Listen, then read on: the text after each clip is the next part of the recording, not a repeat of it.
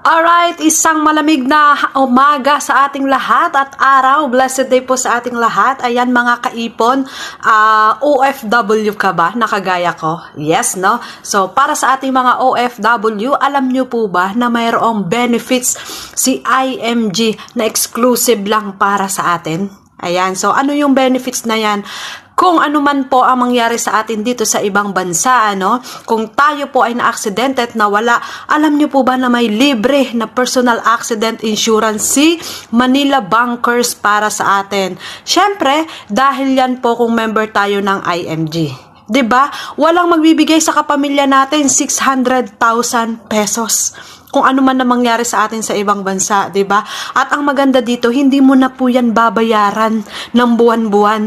Kasama na po 'yan kapag tayo ay member. At kahit nasa Pilipinas na tayo, ganun pa rin.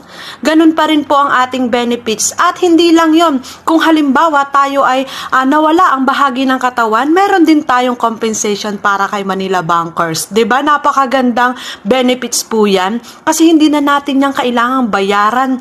Yan po ay libreng binibigay sa atin ni IMG. Yan ang nagustuhan ko kay IMG bilang isang OFW. Kaya ano pang hinihintay mo? Ikaw, gusto mo rin ba ng benefits na to?